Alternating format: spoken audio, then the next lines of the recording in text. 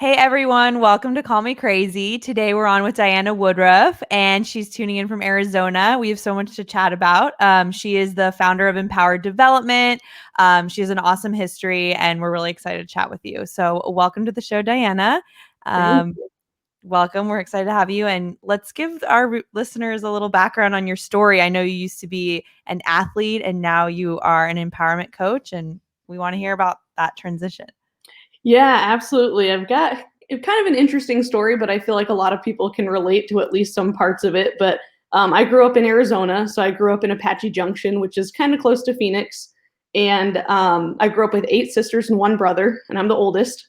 Oh, wow. So as you can imagine, there was always a house full, lots going on all the time. But because of that, I just feel like I had a lot of responsibility at a younger age. And it was always my mom really trying to provide for us. And my parents divorced when I was 2. So I think growing up in that environment, and I watched my mom really struggle a lot financially when the housing market crashed in '08. She lost her job in that recession and we lost our home. And that was just something that I feel like kind of started to form my desire to figure out, like, what can I do to make sure that my family is going to be fine? And what can I do to really kind of make sure that I'm going to be one of the ones that can provide and be there for my younger siblings and for my mom? Yeah, And I so think that started we're both oldest too. So I feel Well, like not we a kind of not just not of like 8. not of so many. Yeah, I mean, just Yeah. of like 2 other siblings for I'm ourselves. one of 3, but still, Yeah. I think being the oldest sibling, kind of you fall into the more maternal role. Mhm. I for some reason I felt Or like maybe you didn't. I Rachel. felt like I was like the baby of it because like you're the first one, so like sometimes you're like a little bit more like coddled for a minute, and then like the 8th one is like the one that's just like a wild man because like you just lived off of like whatever the other 7 did. Yeah, you're like, yeah, one falls over, you're like, those Yeah, 5, they're yeah. good. He jumped off the car this morning. Yeah, it's Yeah. fine. No big deal. Yeah, Yeah. I can relate to that for sure. But so I just feel like I knew for sure I wasn't going to have any help going to college. And so I said, hey, how the heck am I going to, that's always the standard to be successful. Your next step is to go to college. And I really didn't know how I was going to be able to afford that. So I started taking up sports in about my freshman year of high school. I got really serious about taking up sports and figured out real quickly that I probably wouldn't get a scholarship for basketball because I was a little on the shorter end. I'm only 5 foot. So, to get a real good scholarship somewhere at a good school, I figured that was against me. So I played volleyball instead. And I ended up becoming really good at that, dedicating a lot of time and a lot of hours. And I did get recruited on a full ride and made it out to Milwaukee. So I played out in Milwaukee for a while, did a study abroad program to England and met my British husband out there. And Nice. in the meantime, all of that happening, and I just decided to study international business. And then that's when I started to really get into entrepreneurship and figuring out at that point, hey, I needed to do something on the side. I knew I'm going to get paid well in corporate because of my work ethic, but what can I do on the side to really get some sort of a business going so that I have something to fall back on? Sure. After seeing my mom in that recession crash in '08, I knew that was going to happen again at some point, but just wasn't sure when. And here we are in 2020. Yeah. And so what were you doing on the side at the time in college and abroad? Like what was the first few things you started doing? My cousin started the typical selling stuff on eBay, Mhm. way back in the good old days. And so I started kind of learning from her what to do there. My dad actually owns a couple of rental properties. So I was trying to figure out how to get into the rental market. But frankly, once you start researching that, you're like, yeah, that costs a lot of money. And I Yeah. didn't have that as a broke college kid, but I knew I could acquire knowledge. So I started reading a lot of books by Robert Kiyosaki. A lot of people know him. He wrote Rich Dad, Poor Dad. Yeah. Great So yeah, book. read a lot of his real estate books and everything. We have like his that. game too. Have you ever played his game? Yeah, the cash flow. Yeah, yeah. Yeah, we play that game where it's like very complex. I don't know how people played it before the companion app because you literally had to like write down like a balance sheet and all that. Now it's just on an app. It's like, oh, okay, I'm a lawyer. I make $800 a month. Like, how do you get out of the the rat hole? And Mhm. it's a fun game if anybody wants. If you like Monopoly, Yeah, that's a good game for you. Cash flow. totally. Yep, I Great game. completely agree. And that's Yeah. that's really where things kind of started. And then at that point, they would bring in guest speakers to our college. And one of the guest speakers that they brought in, I really just resonated with this woman. I'm very into like foster children and helping the foster care system. That's just a really big part of my life. A couple of my siblings came from foster care. Hmm. And so I decided at that point, I was like, I want to follow this woman. You know, she's got a really great lifestyle. She has a couple successful businesses that she scaled to a few million in revenue. If I can just get a couple minutes of her time every month, that would really benefit me. And that was my version of my rich dad, you know, from the Rich Dad Poor Dad book. And I started to build a great relationship with her. And so we've been going about 7 years strong, and she's helped me scale a couple of businesses. And that's really what we're mainly focused on now at this point, is IMpower Development, with teaching people how to start businesses and how to build different streams of income outside of their career. Because I think a lot of people have that drive, that entrepreneurial drive, but then it's like, even going through Robert Kiyosaki materials and Dave Ramsey materials, a lot of the stuff's so generic in terms of just mindset that where do you actually start? What type of business did you start? What's going to be worth your time investment long term? And so that personalized coaching has to come into play, where you get to know somebody with where they're at in their life and figure out, hey, what makes the most sense for you to do right now without like risking a lot financially. What were some of the few things that resonated with you after you started speaking to kind of like your coach, I guess, in a way, for the last 7 years? What was the first few things that kind of made sense? Like, oh, I should be looking more at this, or I should be exploring this more a little. The most profound thing that I learned from my business coach was, we always grow up with that. I don't know. And some of this is going to be completely different from a lot of entrepreneurs, because everyone has their different style and their different mindset. But I went to her and I was like, hey, this is my passion project. Like, this is something I'm passionate about. And she was like, great, we're not starting with that. And I was like, I thought you had to be passionate about a business to start one. And she was like, no, I disagree.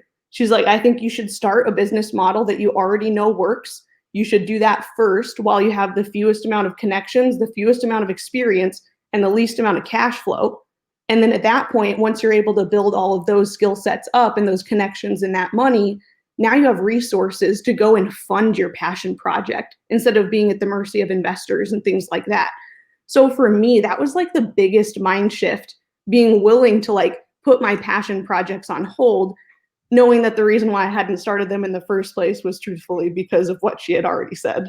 And what did you start? What was the first thing that you started that wasn't a passion project, but you knew enough about to kind of get going?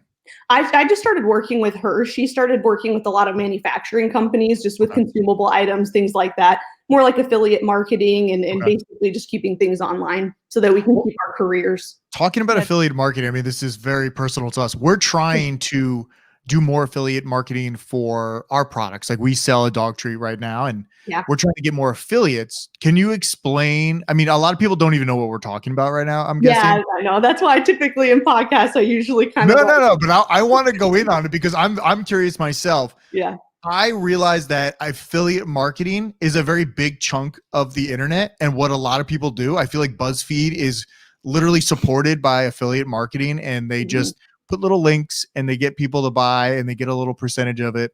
Yep. But how did you scale that? Because I'm so curious how people take it from, oh, it's just a blog, maybe you're doing some SEO, to, you know, hey, maybe you're making 10 grand a month from affiliate marketing, but that's like just easy money because you don't have any inventory.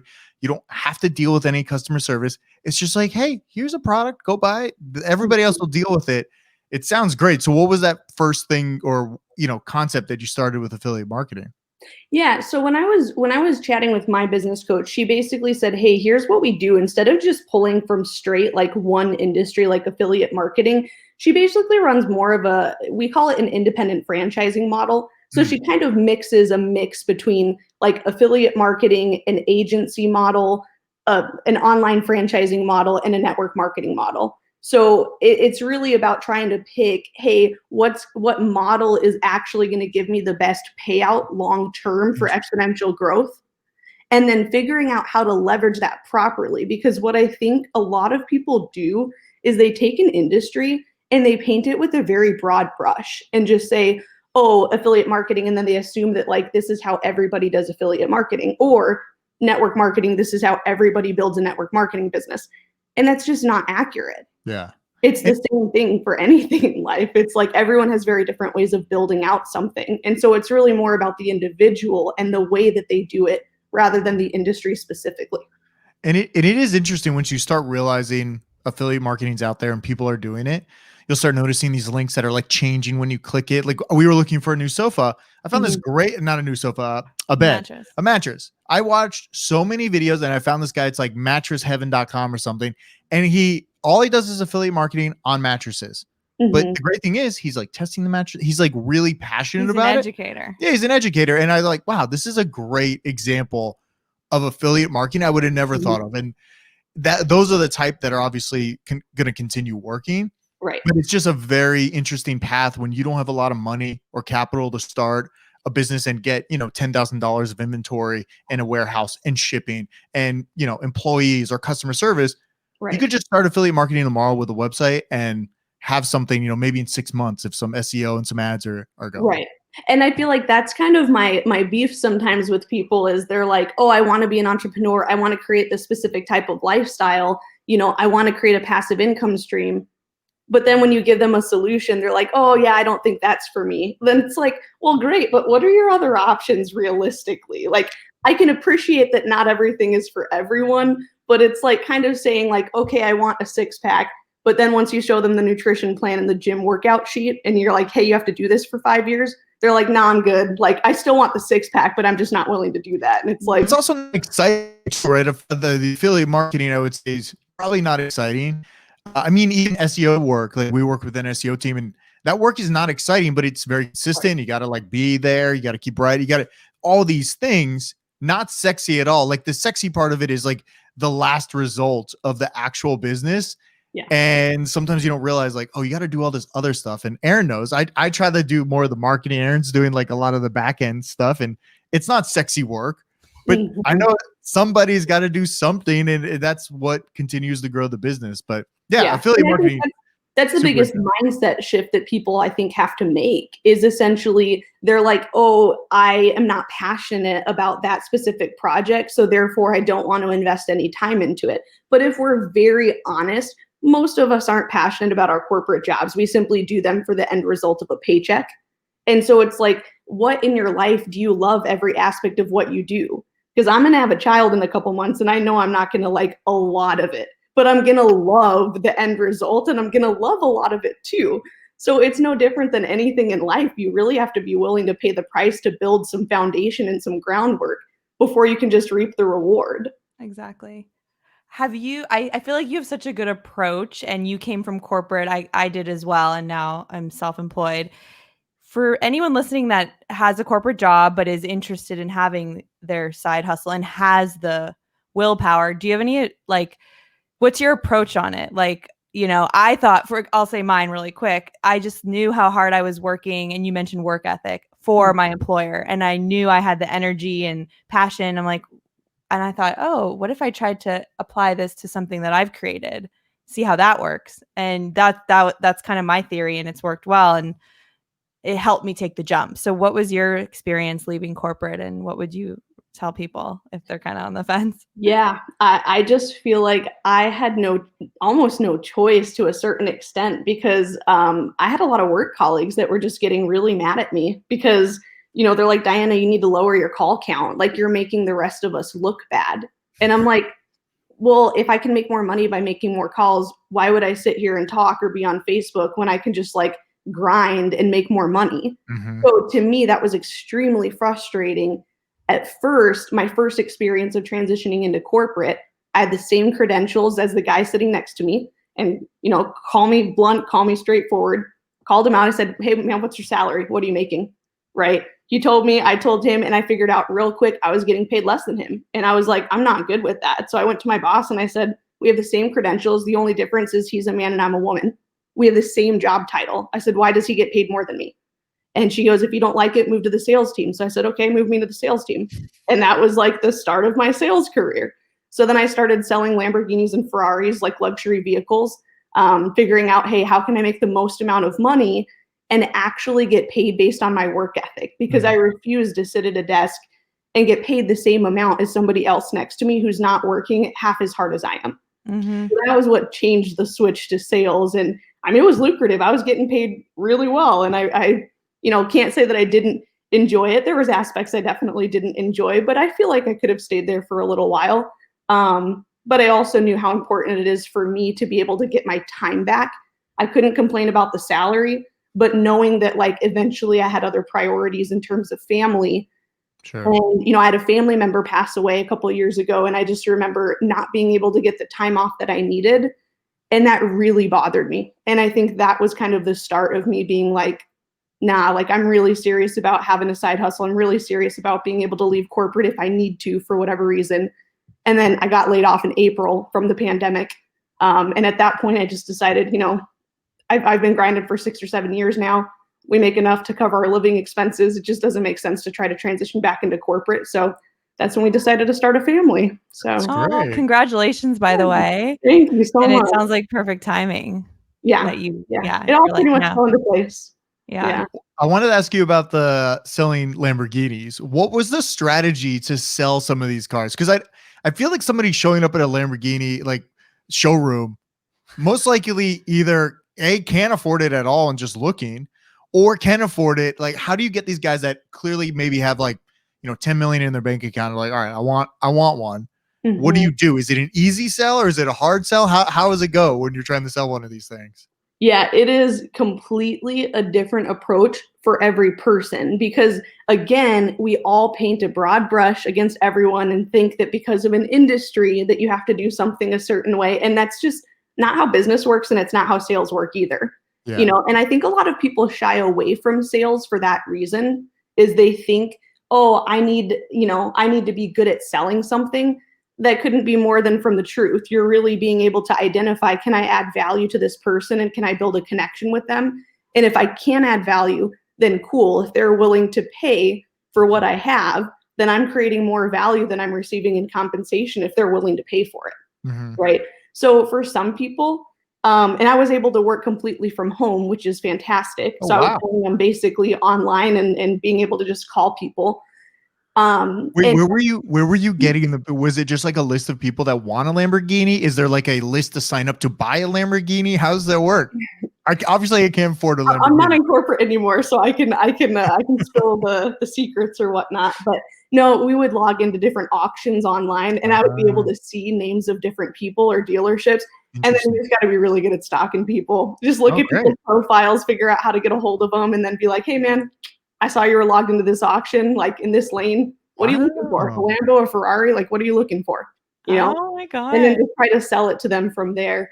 But some people, you got to just be able to judge real quick. One guy wants you to talk about his dog for 5 minutes before he's willing to chat about a Lamborghini.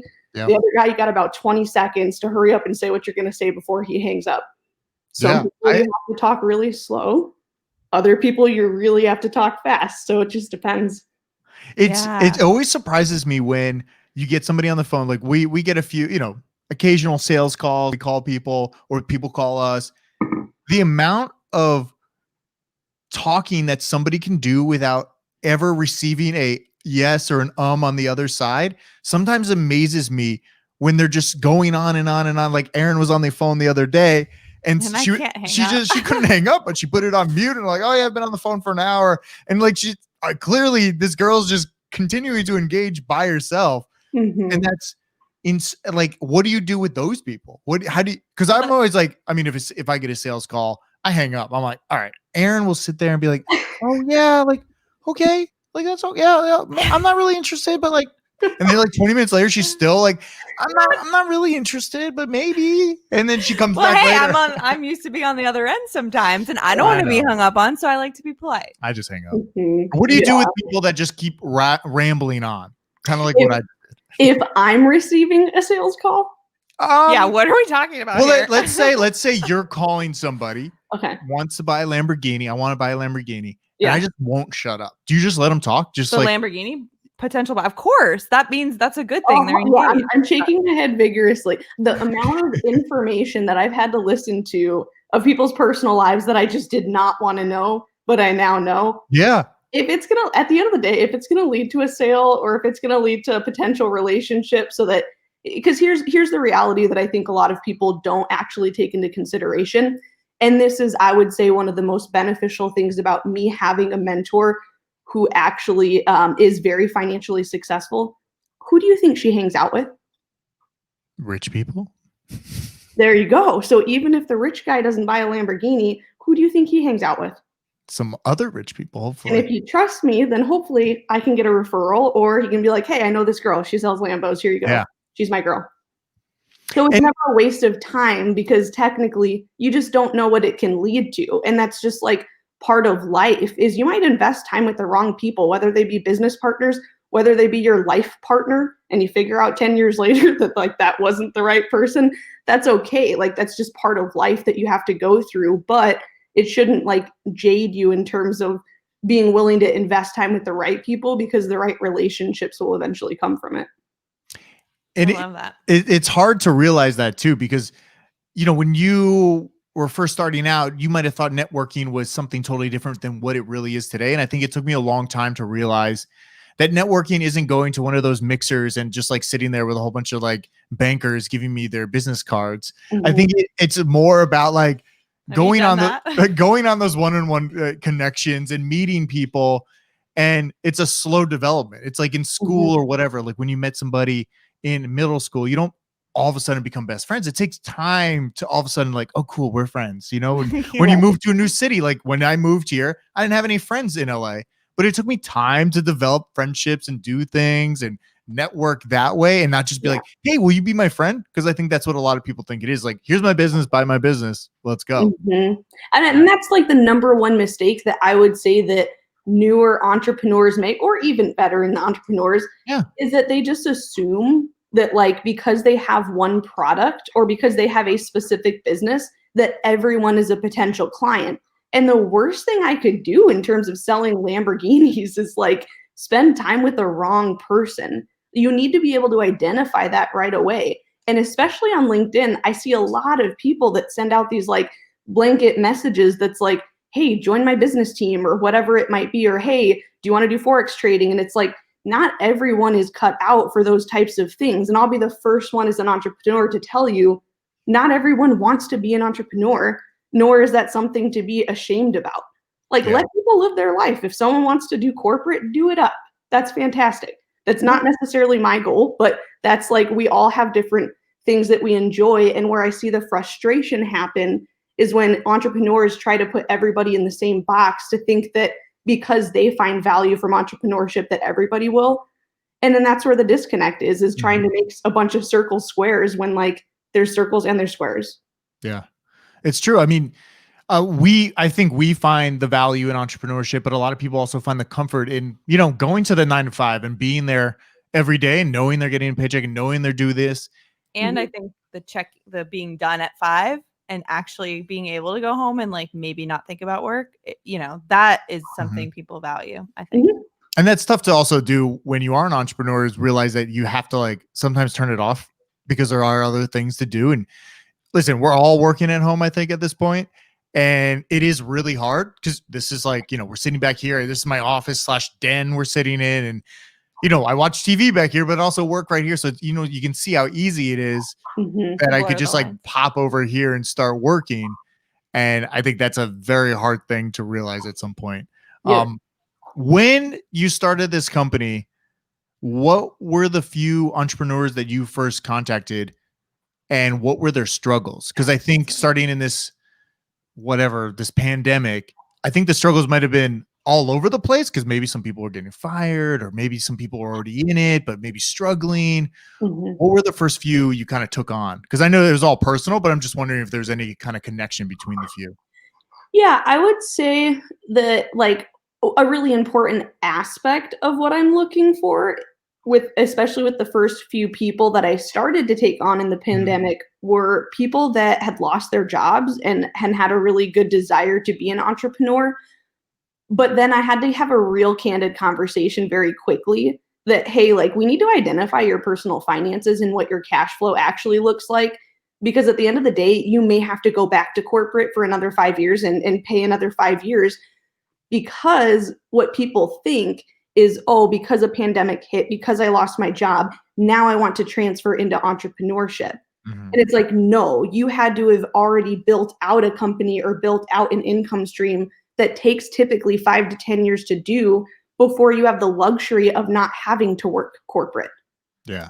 if you want that aspect. Well, So that was essentially, you were turning them like it would have been better if you said, "Yeah, let's do it and join my program," but you actually ended up turning some people away. It sounds like because you knew that's not ideally what was best for them. Yeah, just trying to, because I'm never gonna like coach somebody for the sake of just being like, oh, like let's coach you because you have the desire to be an entrepreneur. It's, hey, let's actually look at your finances, especially if you have other people are relying on you, and let's set you up the best way possible.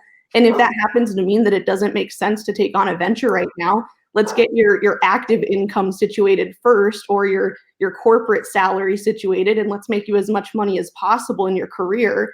And then we can start doing a side hustle a few hours a week. Got it. And what were some of the side hustles? I think you can hear a dog's bark in the background. What were some of the side hustles that you noticed a lot of people were drifting towards? Because I think that's interesting too, because I'm sure maybe a year before this, people might have been going into like, oh, I want to start a retail brand, or I want to start some sort of store that people can go to. What were some of the things that people wanted to start? Everything and anything in between. I think that's one of the most interesting things about talking to people, is just getting to hear what their goals are and what their businesses are that they want to try out. So there is not, it's been different for every single person. Some people want to start nonprofits, but again, takes resources, right? Some people want to start a food restaurant, but again, it's like every single time, what I've started to figure out across the board was that most people just simply lacked the resources. So it didn't really matter. We can talk all day about what you want to start. Sure. But if you're not coming to the table with enough finances to start something, then that's why we really have that coaching program in place to say, hey, we're going to start with your personal finances. Then we're going to teach you how to run some online independent franchises. Then from there, we'll coach you on how to maybe start making some money from stuff like this, whether it be podcasting or writing a book or doing something to gain some traction. I just feel like if there's 15-year-olds who are millionaires on TikTok with no overhead, we've all got to capitalize on something online. Yeah, just start dancing. I'm dancing on TikTok right now. He might blow up. Maybe. You never know. I really love TikTok. It is like one of the social networks where you know what? I would never dance on Instagram or Facebook, but you just feel like everybody's doing it. Like, I'm very comfortable to dance here or do whatever you want to do on TikTok. Great network. Whatever works. And it's like, I can't dance on LinkedIn for sure. I don't know if people like me on LinkedIn. You never know. But if you've got no overhead and you can create a following and you can get paid for it, I'm just saying, like, why the heck not? And then from that cash flow, then we really recommend people to go more into the traditional investment route of like real estate or stocks or whatever it is that you want to do. And then at that point, you should be able to have enough resources to pursue your passion project. Bitcoin. So it sounds like you have more of a holistic approach versus coaching someone to go raise outside capital. Yeah, it's really more of like that kind of 5 to 10 year process of, hey, where are you at? Where can we skip a couple steps or can we not? Do we need to start really at phase one? Because it just depends where people are at. Well, yeah, because it's weird because I feel like we kind of started at that point where we just kind of wanted to take the slow pace.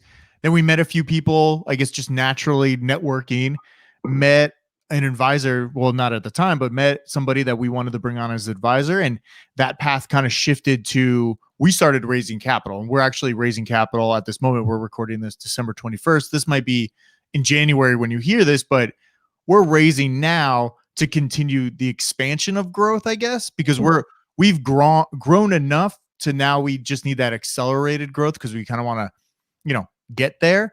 And it is a lot different than what you're talking about. I think when getting these side hustles that can sustain themselves, I think is a totally different aspect, and everybody can kind of come in whatever they want. Like some people want to do affiliate marketing, or some people just want to make a cool product that only sells during Christmas. Like I love those Tipsy Elves jumpsuits, like all those ugly sweaters. Like those people probably are only making money during Christmas and maybe like 4th of July, maybe, or Halloween, something like that. I mean, Tipsy Elves is making enough. They're making play. Last the whole year, but you could do a seasonal thing and layer it on with other stuff. But it's to me, it's just interesting because there are so many paths, and sometimes you forget, like, oh yeah, you don't have to raise. Like we're now with all these people that are like, Aaron showed me a pitch deck the other day. How much is that company raising? We don't have to say who the company is. But they're raising like $10 million or something. Yeah, like $5 million to just go full force and open actual brick and mortar. They have nothing. They have a team on a piece of paper, but they're going to raise, $5 million. And if you're not in that world, it sounds crazy. Like, what are you doing? But actually, how do you make connections to get in that world or to get that type of capital? Whereas like sometimes we might meet a mom that needs to bridge a gap of $600 a month to take her out of her job, to bridge the gap of childcare, to make it worth her time to come home. Other people are like, no, I want to make $1 million a year. Like, it just depends on who you're talking to. So you can't assume everyone has the same financial goal. Yeah. Would it be nice for everybody to have a lot of money? Yeah. But for some people, like, they just want to stay home. And if they can bridge that $600 gap, that's it for them. Yeah. And that's great. And that's something I think a lot of people get scared away from, is that they think it's going to be like this crazy amount of stuff. But if you just want to make a certain amount of money, that can be easily done if you figure it out. And, you know, we're exploring these other like side hustles, I guess, as we do our main thing. Which was a side hustle. But I think now, you know, exploring these things that we now know a lot more of and seeing how fast can we, you know, grow, you know, 10 other companies this next year. And who knows, maybe they'll all fail, but at least we're trying these other things. And I think that's the fun of it. Like, I like doing all this stuff and exploring, like, what are these options? Like, maybe I'll become TikTok famous, or maybe I'll do whatever. Keep trying, honey. I don't think I'm too old to be famous on TikTok. I'm 30. How old am I? 33 years old. At least. I'm too old to be famous on TikTok. So I don't know. I just think it's fun. I just think it's fun to like explore all these options, and I love it. That's all I have to say. No question there.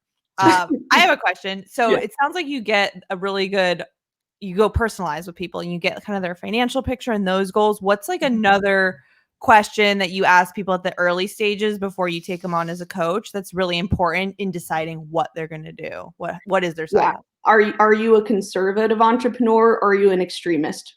I'm not willing to pull a Robert Kiyosaki and live out of my car with a 1-month-old baby. I'm not doing it. Right. Like, I'm making sure. Or you're just saying if you were him, that's what he'd do. He lived out of his car. Yeah. Robert Kiyosaki lived out of his car for a while. And it's just like, that's great. Like, kudos to him. And I'm so glad that he is as rich as he is.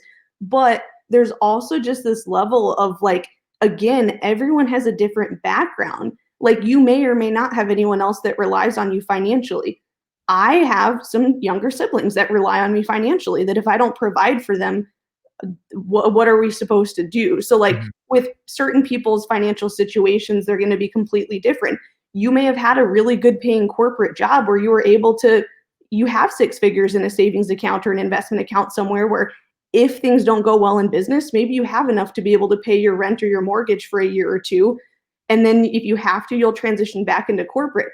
Other people may or may not have that. So we just can't assume everyone's got that same background, because everyone comes from such a different background. So really, it's like, if you're an extremist in terms of entrepreneurship, I won't coach those people because I don't have a background in that. And I'm just a really big believer in basically not, I just have a problem with a lot of life coaches, because sometimes you get these 19-year-old life coaches and it's like, what have you learned so far about life? Like, you know, so I'm not degrading the fact that they couldn't have gone through a lot, but at the same time, I'm not willing to coach somebody on a theory that like I have not yet proven to have financial success with.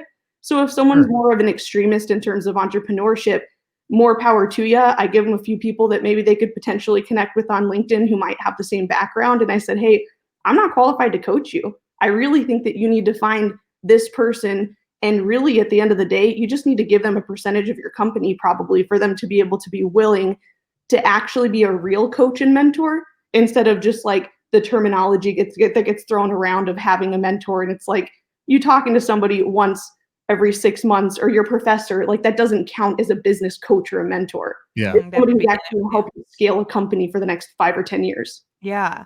I mean, it sounds like you have a more realistic approach and you probably get some stuff done.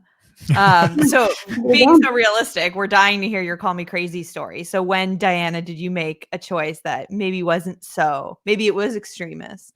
Because that's the name of our podcast, as you know. So we want to hear your story. Yeah, well, I'm sure you have one. It's a great one. So Call Me Crazy. Moved to England for my study abroad program.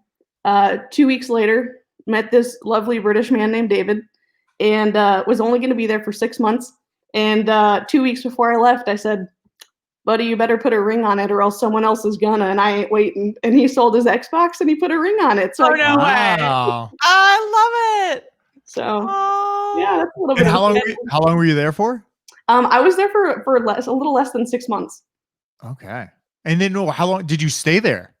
No, well, I had to come back because of visa regulations and stuff. So I mean, yeah, he put a ring on it. I came back to Arizona and I told him, I was like, all right, you put a ring on it. I'll wait for you. Like, when are you coming over? So, and then you moved over. And then it was just back and forth, 6 months here, 6 months there, until we finally got a marriage visa to get married.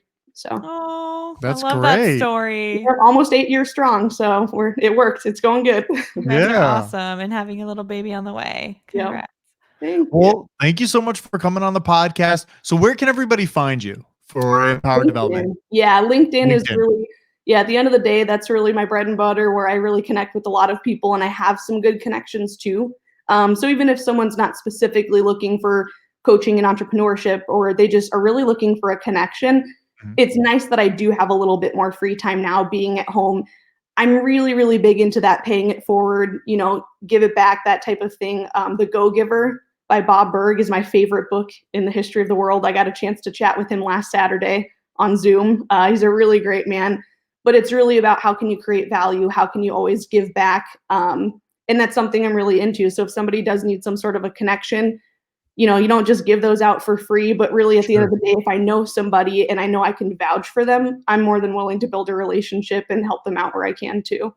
Oh, cool. Awesome. I love your approach, Diana. It was really nice getting to know you, and I will check out the book Go-Giver too. Yeah, and we'll put the link in description so everybody can find you and go. Your LinkedIn we were browsing through it. It's popping off. I love your articles too. Yeah, thank you. You're really good stuff. God, I never got on to LinkedIn because I was doing like creative work. I was like, I don't need it. And then I kind of put one up, but it is crazy when people are like on there. It's like a real place. It's not like Facebook where people are posting like weird propaganda stuff. It's like a real place that you can actually like make business and do business. And we actually met a lot of investors that way through LinkedIn too. So absolutely, it's a really great space to just and we need more people to put authentic content on there. So like, that's like my call to action for the listeners is it can be hard scrolling on there and not being able to find, like, share authentic content, thoughts that you have, experiences that you went through.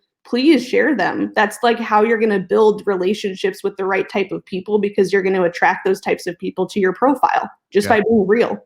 That's true. That makes sense. Yeah, that's why your topic stood out. That's what I'm trying to do on TikTok, by the way. I'm actually posting. Is this a plug No, again? it's not a plug. For your TikTok? I'm posting like content that I find interesting. I'm like, oh, here are my top 10 books I read this year. So like stuff like that, just I don't like typing, so gotta do the videos. Whatever works for you, man. Whatever works. Well, thank you so much for joining the show. We'll post all the links in the bio. Thanks again for coming on. Yeah, no problem. Thanks for having me. All right, take care. Thanks. Awesome. That was so good.